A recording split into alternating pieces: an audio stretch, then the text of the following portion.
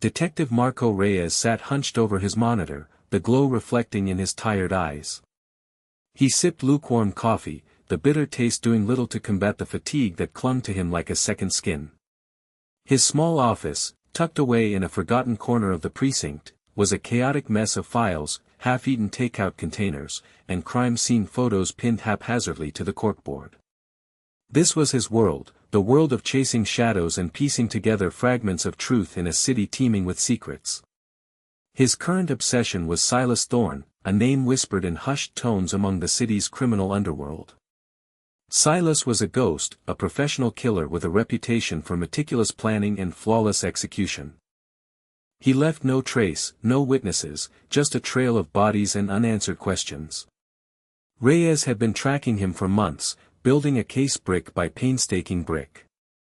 The problem was, Silas was too careful. He didn't leave DNA, didn't have a regular social circle, and changed vehicles every few weeks. Around Reyes, his team worked diligently. Young Officer Diaz, fresh out of the academy, was glued to his screen, sifting through financial records. Seasoned Detective Johnson, a veteran of countless investigations, was on the phone, trying to squeeze information out of a reluctant informant. They were a well-oiled machine, each member playing their part in the intricate dance of law enforcement. "Anything, Diaz?" Reyes asked, his voice raspy from lack of sleep. Diaz shook his head. "Nothing concrete, Detective. Just some shell corporations and offshore accounts. Standard operating procedure for someone like Thorne." Reyes sighed. They needed a break, a lucky break. That break came in the form of a warrant, painstakingly acquired, to monitor Silas Thorne's email account. It was a long shot, but it was all they had. Days turned into weeks, and the inbox remained frustratingly empty, filled with spam and generic newsletters. Reyes started to lose hope. Maybe Silas was too smart, too careful. Maybe he was using other forms of communication, ones they couldn't access. Reyes knew that failure wasn't an option. Too many lives depended on stopping Silas Thorne before he could strike again. He glanced at the photo of Thorne on his desk, a grainy surveillance shot that captured the killer's cold, calculating eyes. Reyes felt a surge of determination. He wouldn't let Silas win. He would catch him, no matter what it took. He owed it to the victims, to their families, and to the city he had sworn to protect. Days bled into weeks, each sunrise bringing a renewed sense of anticipation, each sunset a wave of disappointment. The email account of Silas Thorne remained a digital ghost town. Detective Reyes checked it obsessively, refreshing the page every few minutes, as if sheer willpower could conjure a message out of thin air. The monotony was maddening, a slow burn that threatened to extinguish the fire of determination that had initially fueled his pursuit. The other members of the team felt the strain as well. Officer Diaz, usually bursting with youthful enthusiasm, now slumped in his chair, his eyes glazed over from staring at endless lines of code. Detective Johnson, the ever-reliable veteran, became increasingly irritable, snapping at colleagues and chain-smoking cigarettes outside the precinct. The lack of progress was taking its toll, casting a shadow of doubt over the entire operation. Reyes tried to keep their spirits up, reminding them of the importance of their mission, of the lives they could potentially save. He shared stories of past successes, of cases that seemed hopeless but ultimately resulted in justice being served. He knew that morale was crucial, that a discouraged team was a less effective team. But even Reyes struggled to maintain his optimism. He began to question their approach, wondering if they were missing something, if they were focusing on the wrong leads. He spent hours poring over the case files, searching for a hidden clue, a forgotten detail that could unlock the mystery of Silas Thorne. One particularly frustrating afternoon, Reyes slammed his fist on his desk, the sound echoing through the silent office. "Damn it," he exclaimed, his voice raw with frustration. "There has to be something we're missing." Detective Johnson, who had been quietly observing Reyes's growing agitation, approached him cautiously. "Maybe we're putting too much faith in this email thing, Marco," he said, using Reyes's first name in a rare display of familiarity. Maybe Thorne is smarter than we give him credit for. Maybe he's using a different method of communication altogether. Reyes considered Johnson's words. He knew the veteran detective had a point. Silas Thorne was a master of deception, a chameleon who could adapt to any situation. It was entirely possible that he had anticipated their surveillance and was deliberately leading them down a blind alley. "So, what do you suggest, John?" Reyes asked, his voice laced with a hint of desperation. "We give up. We let him slip through our fingers." Johnson shook his head. "No, we don't give up," he said firmly. "We just change our strategy. We think outside the box." Reyes looked at Johnson, a flicker of hope rekindling in his eyes. Maybe, just maybe, they could still catch Silas Thorne. They just needed a new plan. The shift in perspective, the acknowledgement that they might be outsmarted, hung in the air. Reyes took a deep breath. "All right, John, you're right. What do you have in mind?" Johnson leaned in, his eyes gleaming with renewed purpose. "We know Thorne is meticulous. He plans everything. He probably has contingency plans for his contingency plans. We need to anticipate what he would do if he suspected he was being watched." They spent the next few hours brainstorming, tossing around ideas like a volleyball team spiking and setting. They considered the possibility that Thorne was using encrypted messaging apps, dark web forums, or even old-fashioned dead drops. They debated the merits of each approach, weighing the potential rewards against the risks and resources required. Finally, Diaz, who had been silently observing the discussion, spoke up. "What if he's using a burner email account?" he suggested, his voice hesitant but hopeful. "An account that he only uses for specific operations, something that wouldn't be linked to his main identity." Reyes and Johnson exchanged glances. It was a long shot, but it was worth exploring. They tasked Diaz with scouring the internet for any mention of Silas Thorne, any trace of him online, no matter how insignificant. Hours later, just as the sun began to dip below the horizon, casting long shadows across the office, Diaz let out a shout. "I found something," he exclaimed, his voice filled with excitement. "An email address, it's linked to a forum for antique clock collectors. Thorne posted a question about restoring a rare German cuckoo clock, using the alias Johann Schmidt." Reyes rushed over to Diaz's computer, his heart pounding in his chest. He recognized the alias. It was one that Thorne had used in the past, during a series of art heists several years ago. "Get me everything you can find on that email address," he ordered, his voice urgent. Diaz worked feverishly, pulling up information from various databases. The email address was registered to a prepaid phone, which was purchased at a gas station in a neighboring state. The phone had only been used a handful of times, all to access the clock collector forum. Then, a breakthrough. Just moments later, Diaz excitedly yelled that the burner account received an email. He sent an email, "Detective. It's going to a different address, another burner. The message is encrypted, but it's definitely him." Reyes felt a surge of adrenaline. After weeks of frustration, they finally had a lead. He leaned closer to the screen, his eyes fixed on the encrypted message. This could be it, the break they had been waiting for. This could be the key to finally bringing Silas Thorne to justice. Reyes stared intently at the encrypted message. It was a jumble of letters and numbers, seemingly nonsensical to the untrained eye. But Reyes knew that Silas Thorne was a master of codes and ciphers. He wouldn't use anything obvious. "Diaz, run this through every decryption program we have," Reyes ordered, his voice tight with anticipation. "I want to know what this says, and I want to know it now." Diaz nodded, his fingers flying across the keyboard. He ran the message through a series of algorithms, each designed to break a different type of encryption.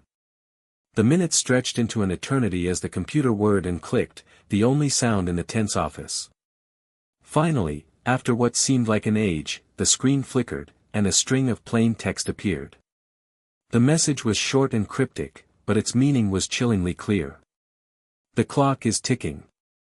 The package will be delivered upon confirmation. Reyes felt a cold shiver run down his spine. The clock was ticking. That could only mean one thing: a hit was about to go down. The package, that had to be the target. And the confirmation? That was what they needed to figure out. What does it mean, detective? Diaz asked, his voice filled with concern. What's he planning? Reyes didn't answer immediately. He was too busy piecing together the puzzle in his mind. The clock, the package, the confirmation, it all pointed to a carefully orchestrated assassination. He's planning a hit, Reyes said finally, his voice grim. A prearranged assassination. The message is confirming that the target is ready to be eliminated. Excitement, mixed with dread, surged through the team. They had finally cracked Thorne's code, uncovered his plan.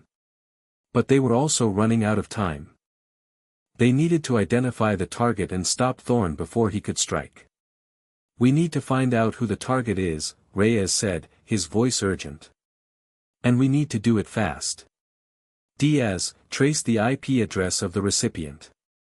Johnson, pull up all known associates of Silas Thorne. See if anyone matches the profile of a potential target. The team sprang into action, each member focused on their assigned task. The office buzzed with activity as they raced against the clock, determined to prevent another senseless act of violence. The break they had been waiting for had finally arrived, but the real challenge was just beginning. They were now locked in a deadly game of cat and mouse, and the stakes were higher than ever before. Diaz worked quickly, his fingers dancing across the keyboard as he attempted to trace the IP address of the recipient burner account. Almost there, just need to bypass a few firewalls. Suddenly, a collective gasp filled the room. The tracing attempt had triggered an automated reply from the recipient email address. It wasn't the reply they expected. The message, stark and unsettling, flashed across the screen: this account is no longer active due to the owner's passing. Silence descended upon the room like a heavy shroud. Reyes stared at the message, his mind reeling. The owner of the burner account was dead. What did that even mean? What the hell? Johnson muttered, his brow furrowed in confusion. He's supposed to confirm the hit, not be dead. The team exchanged bewildered glances. The automated reply threw a wrench into everything. It didn't make sense. If the recipient was dead, how could the hit be confirmed? Run a check on the email address, Reyes ordered, his voice regaining its composure. Find out who owned that account and when they died. Diaz scrambled to comply, his fingers flying across the keyboard once more. The results came back quickly. The email address was registered to a man named Frankie, the Fixer, Falcone, a small-time informant with a long history of working with the police. According to the records, Falcone had died unexpectedly 3 days prior, reportedly from a sudden heart attack. Falcone? Reyes exclaimed, his eyes widening in disbelief. But he was one of our guys. He gave us valuable information just last month that led to the arrest of Tony, the Hammer, Moretti. The pieces of the puzzle began to fall into place, painting a grim and unsettling picture. The hit wasn't on someone Falcone was supposed to confirm. Falcone was the target. Wait a minute. Reyes said slowly, his mind racing. The message said, the package will be delivered upon confirmation. The confirmation wasn't for Falcone to give. Falcone's death was the confirmation. A wave of realization washed over the team. The hit had been prearranged, triggered by Falcone's death. Thorne hadn't needed Falcone to confirm anything. He had simply needed Falcone to die. Son of a... Johnson swore under his breath. That's cold, even for Thorne. Reyes felt a surge of anger. Thorne had manipulated them, used them to confirm the hit. And now, Frankie Falcone was dead because of it. We're not too late, Reyes said, his voice filled with determination. Thorne may have gotten Falcone, but we're not going to let him get away with it. We know his plan. We know his method.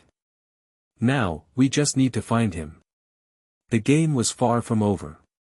It had just taken a deadly, unexpected turn. The weight of Falcone's death settled heavily on Reyes's shoulders. He knew Falcone was a flawed man, a small-time crook who often walked a fine line between right and wrong. But he was also a valuable asset, a source of information that had helped them take down some of the city's most dangerous criminals. Now, he was gone, a casualty in Thorne's twisted game. "Okay, people, listen up," Reyes said, his voice firm and resolute. "We need to focus. We can't bring Falcone back, but we can make sure his death wasn't in vain. We're going to catch Thorne, and we're going to make him pay for what he did." The team nodded in agreement, their faces grim with determination. The initial shock and confusion had given way to a renewed sense of purpose. They were no longer just trying to prevent a hit. They were seeking justice for a fallen colleague. "First things first," Reyes continued. "We need to understand why Thorne wanted Falcone dead. What information did Falcone possess that made him such a threat?"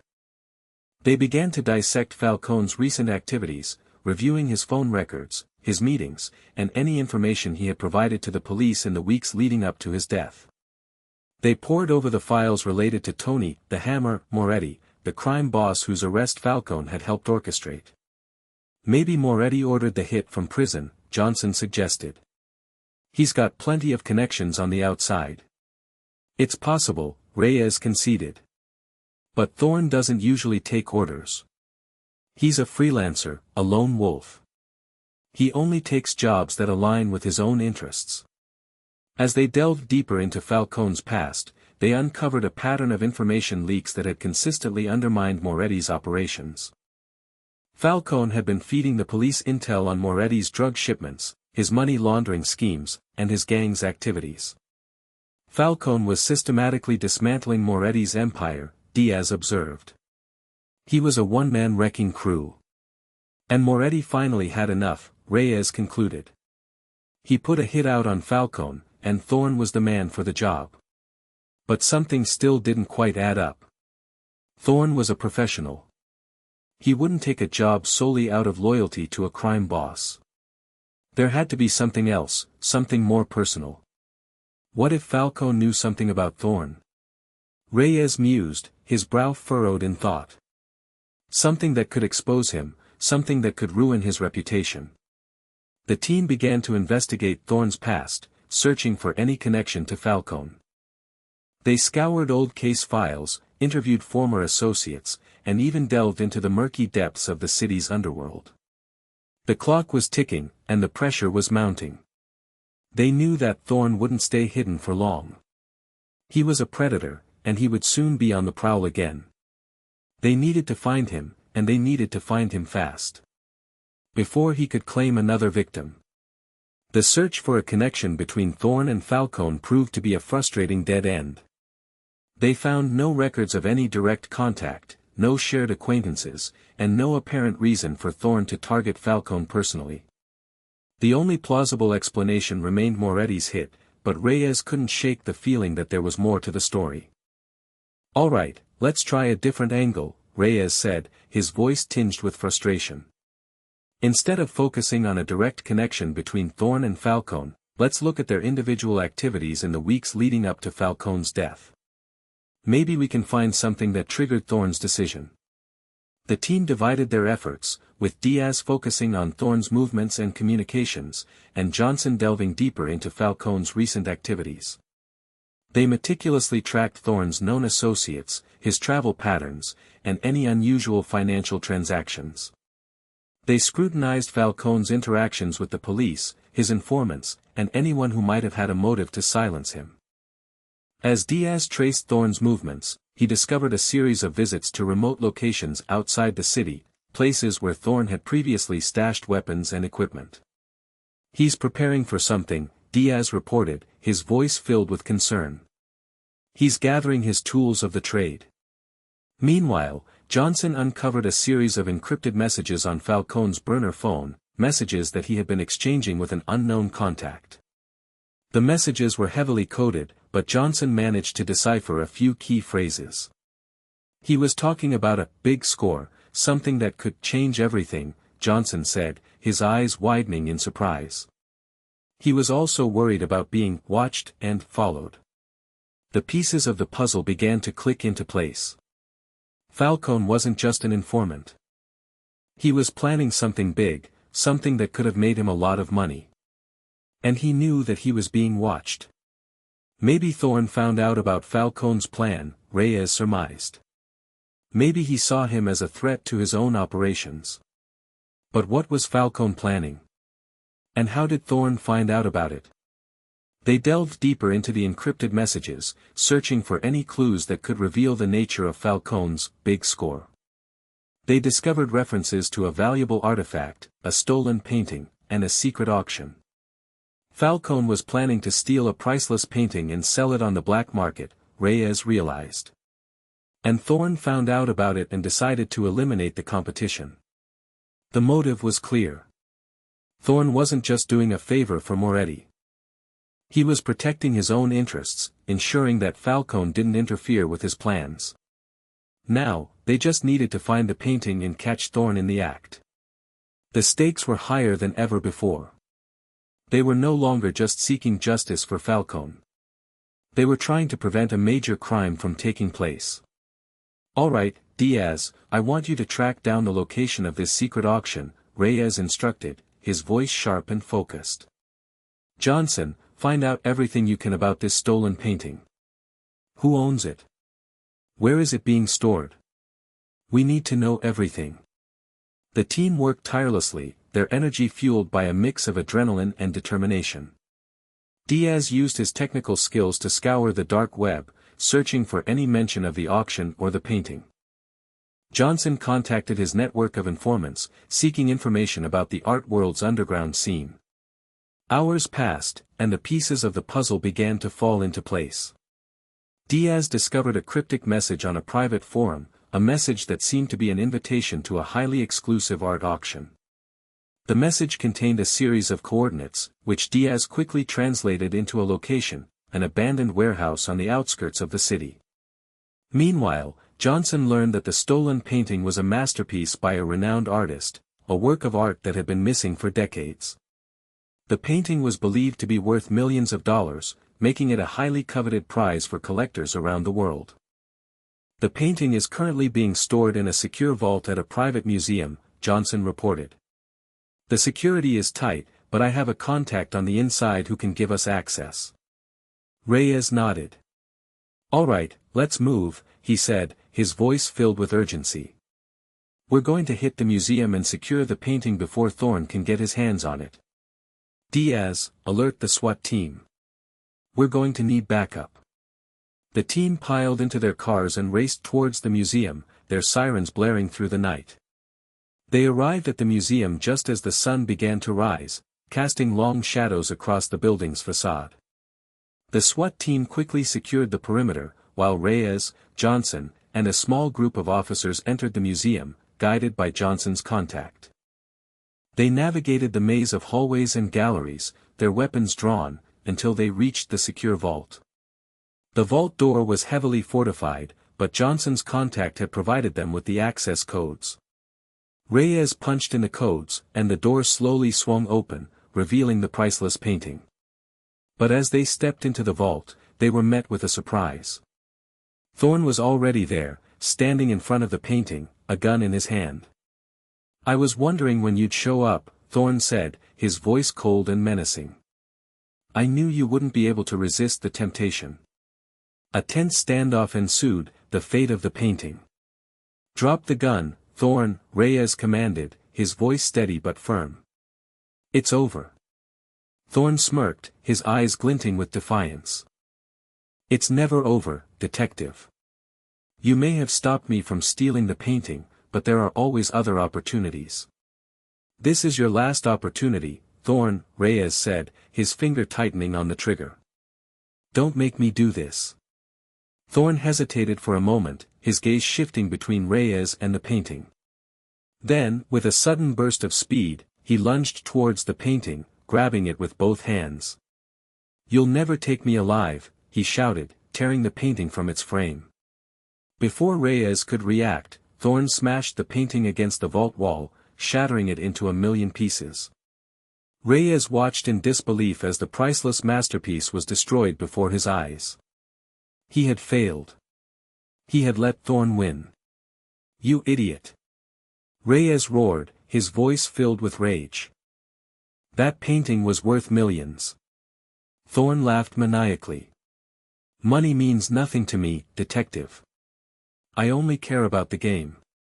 With that, Thorne turned and fled from the vault, disappearing into the maze of hallways.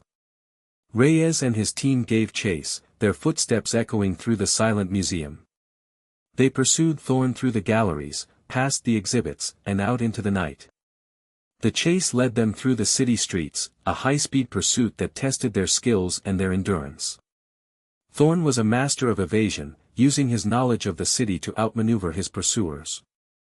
Just when Reyes thought they had lost him, Thorne made a mistake.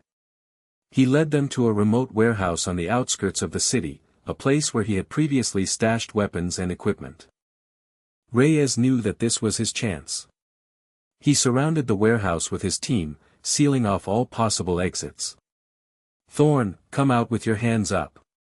Reyes shouted. "There's nowhere left to run." Silence hung in the air for a moment, then the warehouse doors burst open, and Thorne emerged, his gun blazing. A fierce gun battle erupted, the sound of gunfire shattering the night. Reyes and his team exchanged fire with Thorne, their bullets whizzing through the air. In the end, it was Reyes who landed the final shot, striking Thorne in the chest. Thorne collapsed to the ground, his gun falling from his grasp.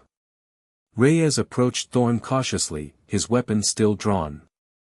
He knelt beside him, checking for a pulse. Thorne was still alive, but barely. His eyes flickered open, and he looked up at Reyes. "You may have won this time, detective," he whispered, his voice weak and raspy. "But the game never ends." With that, Thorne closed his eyes and took his last breath. Reyes stood up, his body exhausted, his mind reeling. He had finally caught Silas Thorne, but at a great cost. A priceless painting was destroyed, and a man was dead. The game was over, but the memories would linger. The flashing lights of the police cars illuminated the warehouse, casting long shadows across the lifeless body of Silas Thorne. Reyes stood there, staring down at the man he had chased for so long, the man who had caused so much pain and destruction. The adrenaline was wearing off, replaced by a bone-deep exhaustion and a profound sense of loss. He knew that he had done his job, that he had protected the city from a dangerous killer. But he also knew that the victory was hollow. Falcone was dead, a priceless painting was destroyed, and Thorne was gone, leaving behind a trail of unanswered questions. "All right, let's wrap it up," Reyes said, his voice weary. "Get the body bagged and tagged. Process the scene for evidence." As the team began to clean up the mess, Reyes couldn't shake the feeling that something was still missing. He had a nagging suspicion that they hadn't uncovered the full extent of Thorne's operations. "Johnson, I want you to go back to Thorne's apartment," Reyes said. "Search it thoroughly. Look for anything that could give us a clue about his past activities, his future plans, anything at all." Johnson nodded and headed off to Thorne's apartment, while Reyes remained at the warehouse, overseeing the cleanup operation. He watched as the evidence technicians collected shell casings, fingerprints, and other forensic materials. He listened as the medical examiner pronounced Thorne dead and prepared to transport his body to the morgue. Hours later, Johnson returned from Thorne's apartment, his face grim. "I found something, Marco," he said, his voice low and serious. "It's not much, but it could be significant." Johnson handed Reyes a small, encrypted USB drive. "I found it hidden inside a false bottom in Thorne's desk drawer," Johnson explained.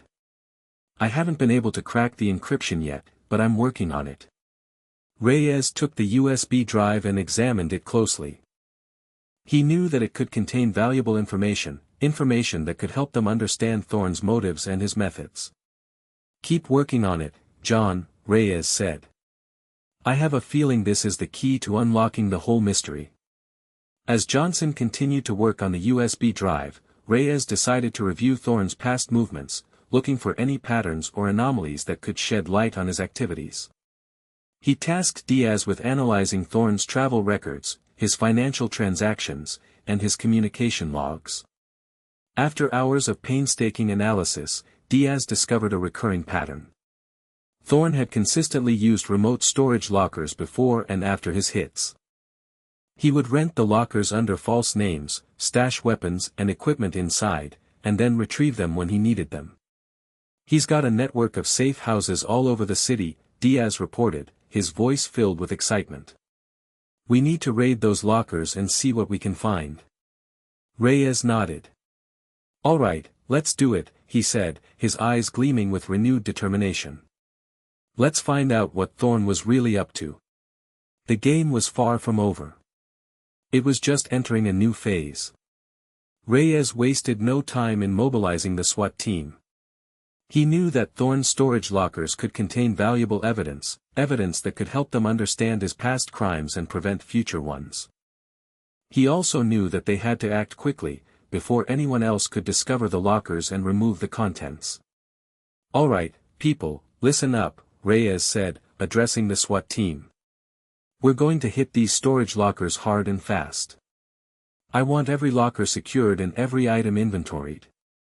No stone unturned." The SWAT team nodded in understanding and piled into their armored vehicles, their sirens blaring as they raced through the city streets. Reyes remained at the precinct, overseeing the operation and coordinating the raids. As the SWAT team began to breach the storage lockers, Reyes's team continued to analyze the data they had gathered on Thorne. Johnson was still working to crack the encryption on the USB drive, while Diaz was mapping out Thorne's movements and identifying potential targets. The raids began to yield results almost immediately.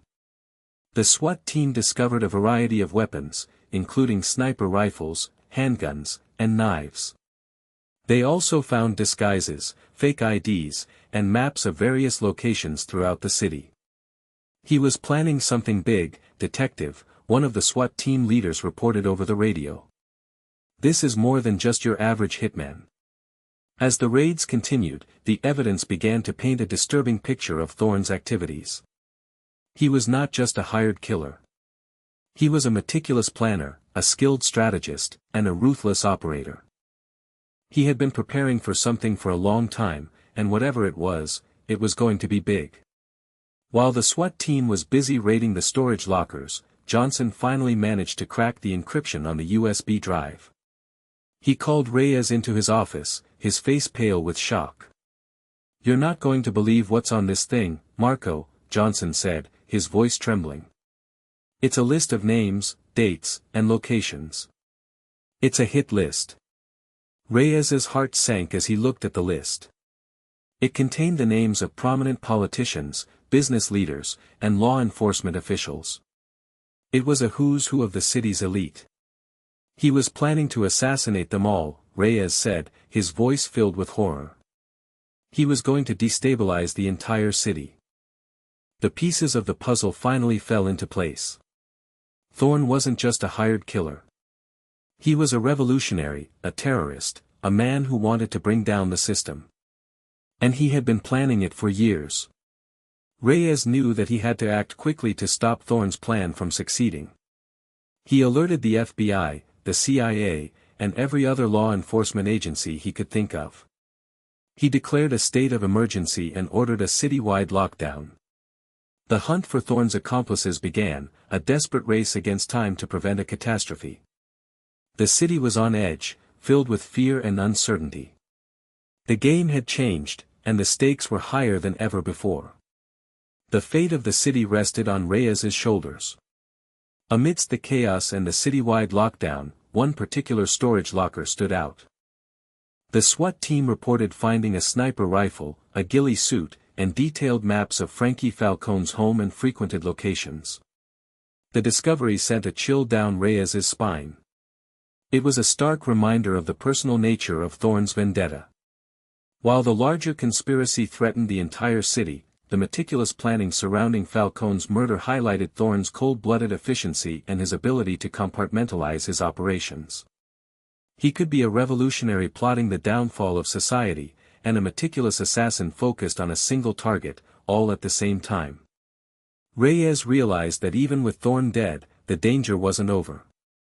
There could be accomplices, sleeper agents, or even copycats who were inspired by Thorne's ideology. He couldn't afford to let his guard down. "Diaz, I want you to focus on Falcone's case," Reyes instructed. "Review everything we know about his murder. Look for any loose ends, any details that we might have missed. I want to make sure that we've tied up every possible connection." Diaz nodded and began to pore over the files related to Falcone's death. He reviewed the autopsy report, the witness statements, and the surveillance footage. He re-examined the encrypted messages on Falcone's burner phone, searching for any clues that could lead them to Thorne's accomplices. As Diaz delved deeper into the investigation, he discovered a series of coded messages that had been exchanged between Falcone and an unknown contact. The messages were cryptic and difficult to decipher, but Diaz managed to identify a recurring keyword: Osprey. Osprey? Reyes mused. What could that mean? They began to search for any connections between Falcone, Thorne, and the word Osprey. They scoured their databases, their informants, and the internet. Finally, they found a match. Osprey was the codename for a secret government project, a project that Falcone had been investigating before his death. Falcone was onto something big, Reyes realized. He was digging into a government conspiracy, and Thorne killed him to silence him. The pieces of the puzzle finally fell into place. Thorne wasn't just a revolutionary or a terrorist. He was a government agent, a man who had been tasked with protecting the secrets of the Osprey project. The implications were staggering. If Thorne was a government agent, then who was he working for? And what was the Osprey project all about? Reyes knew that he had stumbled upon something far bigger and more dangerous than he could have ever imagined. He was now caught in a web of deceit and conspiracy, a web that threatened to engulf the entire country. The game had changed once again, and the stakes were higher than ever before. The fate of the nation rested on Reyes's shoulders. He had to find out the truth about the Osprey project, and he had to stop the people who were trying to keep it hidden.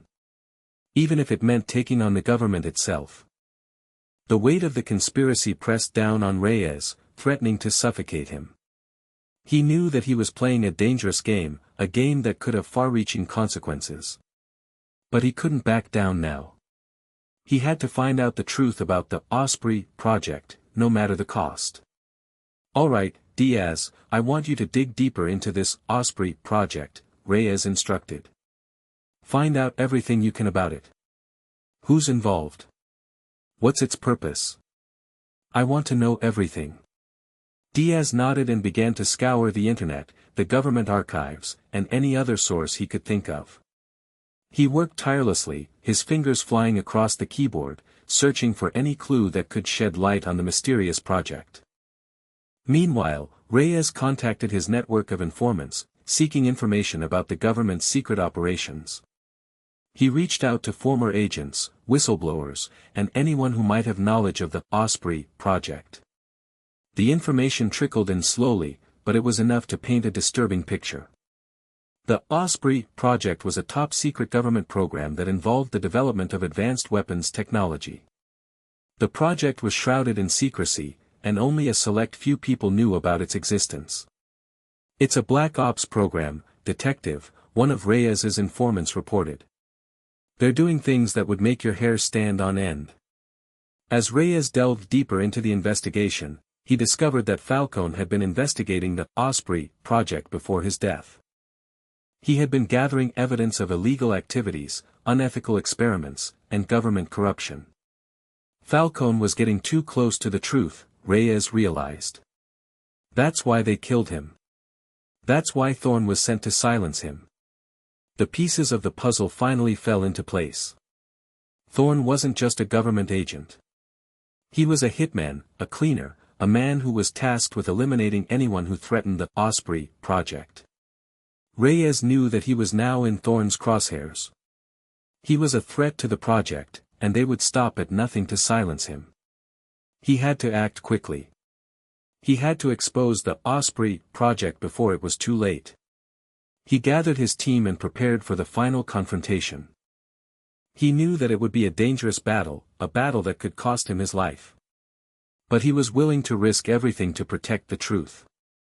"All right, people, listen up," Reyes said, addressing his team. "We're going after the people behind the Osprey project.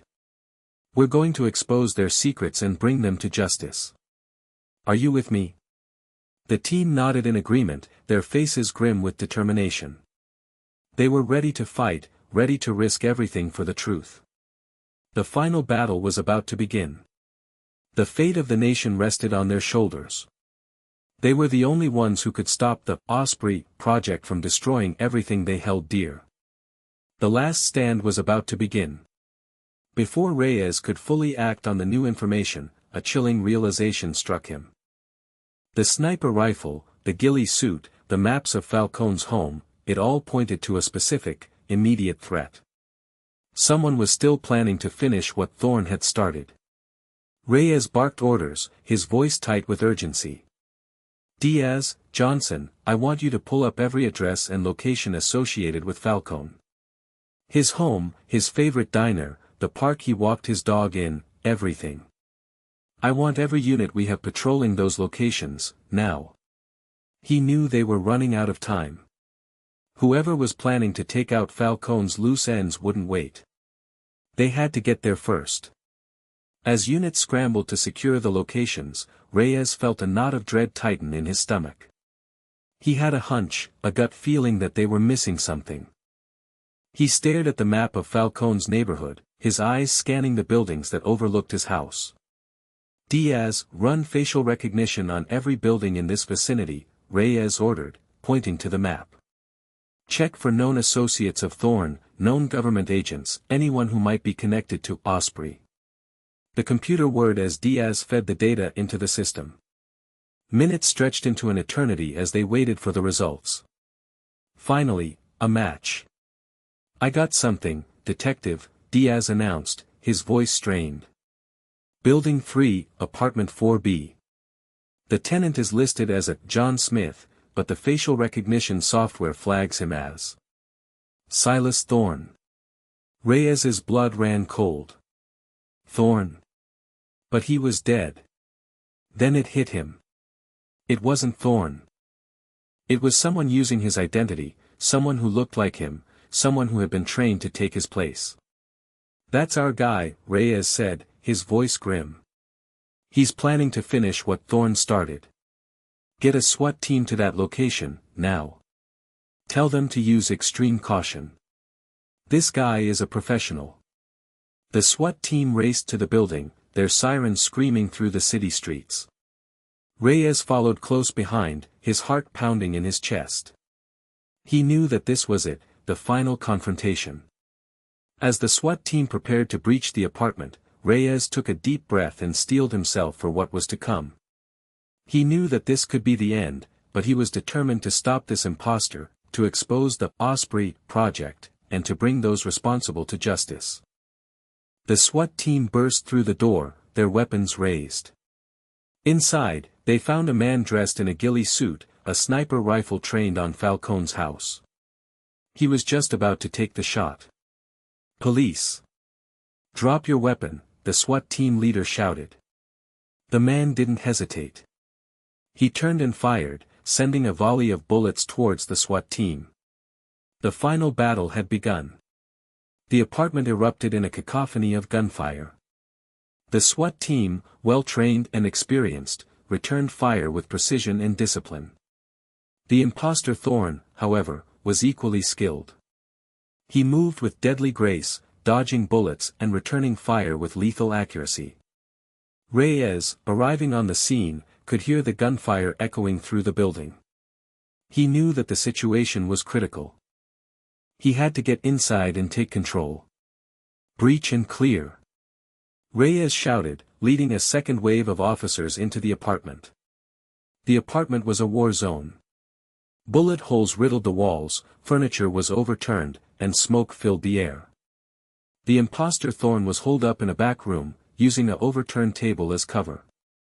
Reyes and his team advanced cautiously, their weapons trained on the back room. "This is the police. Come out with your hands up," Reyes shouted. The imposter Thorne didn't respond. He simply fired another volley of bullets, forcing Reyes and his team to take cover. A tense standoff ensued, the fate of the apartment, and perhaps the city, hanging in the balance. Reyes knew that he had to find a way to end this, and end it quickly. He signaled to one of his officers, a skilled marksman, to flank the back room. The officer moved silently, stealthily, until he was positioned behind the imposter Thorne. With a swift and decisive movement, the officer kicked down the door and fired a single shot. The imposter Thorne crumpled to the ground, his gun falling from his grasp. The shooting stopped. Silence descended upon the apartment, broken only by the sound of heavy breathing. Reyes and his team cautiously approached the imposter Thorne. He was still alive, but barely. His eyes flickered open, and he looked up at Reyes. "You can't stop us," he whispered, his voice weak and raspy. "Osprey will prevail." With that, he closed his eyes and lost consciousness. The SWAT team secured the apartment, searching for any other threats or accomplices. They found a treasure trove of evidence, including maps, documents, and electronic devices. Reyes knelt beside the imposter Thorne, examining his face. He was a dead ringer for Silas Thorne, a perfect copy. It was clear that he had undergone extensive training in surgery to assume Thorne's identity. "Who are you?" Reyes asked, his voice filled with curiosity. "Who sent you?" The imposter Thorne didn't answer. He remained silent, his secrets buried deep within his mind. Reyes knew that he would likely never know the full truth about the Osprey project. But he had stopped the imposter Thorne, he had prevented another senseless act of violence, and he had protected the city from a dangerous conspiracy. For now, that was enough. He had won, this time. Back in his cluttered office, surrounded by files and crime scene photos, Detective Marco Reyes sat alone, the events of the past few weeks replaying in his mind like a broken record. The silence was deafening, a stark contrast to the chaos and violence that had consumed his life. He thought about Frankie Falcone, a flawed man who had ultimately paid the ultimate price for seeking the truth. He thought about Silas Thorne, a cold-blooded killer who had been a pawn in a much larger game. And he thought about the Osprey project, a shadowy conspiracy that threatened the very foundations of the government. Reyes knew that he had only scratched the surface of the conspiracy. The truth about Osprey remained shrouded in secrecy, and the people behind it were still out there, pulling the strings. He knew that he couldn't let it go, that he had to keep digging until he uncovered the full extent of the conspiracy and brought those responsible to justice. But he also knew that he couldn't do it alone. He needed his team, his friends, his allies. He needed their support, their expertise, and their unwavering commitment to the truth. He picked up the phone and dialed Johnson's number. "John, I need you," Reyes said, his voice weary but determined.